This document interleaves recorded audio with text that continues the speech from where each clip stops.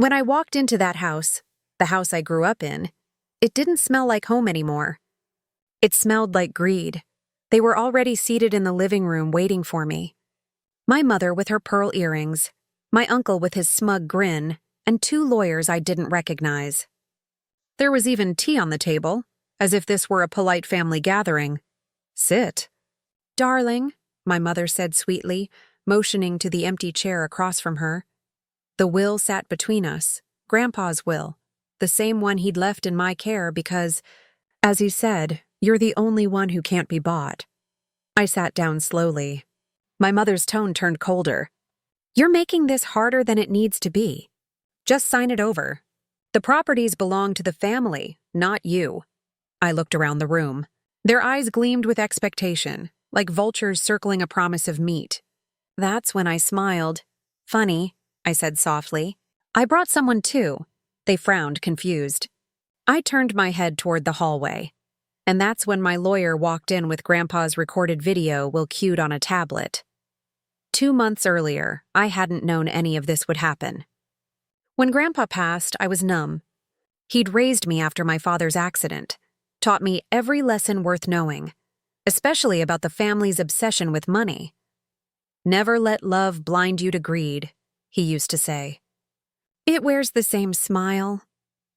So when the lawyer handed me the sealed envelope with my name, I thought it was sentimental until I read the will. He'd left everything, his company's shares, the house, the land, to me. Not my mother, not her brother, me. I knew she wouldn't take it well, but I didn't expect what came next. Within a week, my mother stopped calling. Then I found out she'd met with Grandpa's lawyer behind my back, trying to get the documents annulled. She claimed I'd manipulated him in his final days. I didn't confront her. Not then. I waited. I started noticing patterns. Calls from family friends asking if I'd reconsider signing. My uncle suddenly interested in helping me manage the assets.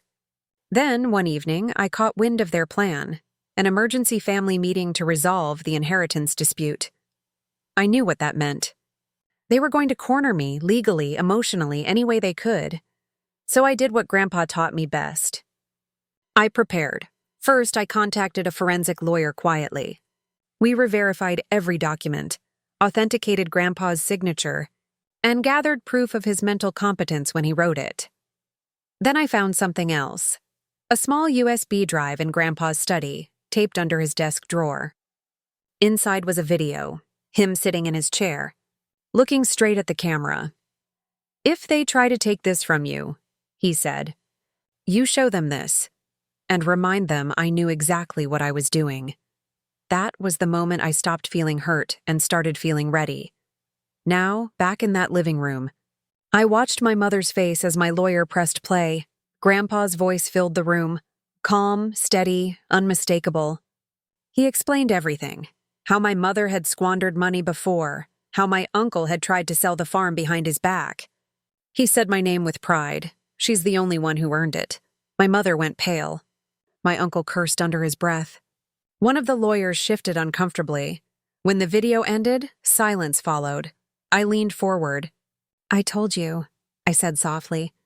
I brought someone too. My lawyer handed them the final notice, an injunction already filed that morning, preventing any attempt to transfer or contest the will. Their plan was already dead before it began. My mother tried to recover, her voice trembling but sharp. You think this makes you strong? You're turning your back on your own family. I looked her in the eye. No, I said. I'm turning my back on people who stopped being family the moment they tried to rob a dead man's last wish. Her lips parted to speak, but nothing came out. For the first time in years, she looked small, like the mask had cracked, and all that remained was fear of losing control. I stood, picked up the will, and turned to leave. As I reached the door, I glanced back at the room full of silence and shame. It didn't have to be this way, I said. You just had to be honest. That night, as I drove home with the windows down, I thought of Grandpa, the farm, the house, the late afternoons when he'd tell me stories about building a life from nothing. He'd known they'd come for it all. He'd known the only way to protect what he built was through someone who valued legacy over money. I used to wish my family could go back to what it was, to laughter, dinners, the illusion of unity. But illusions fade. Truth doesn't, so I let the wind carry away the last trace of guilt. I didn't steal anything. I protected what was already mine. And as for my mother, she found out eventually that the lawyers she'd hired were also being investigated for fraud.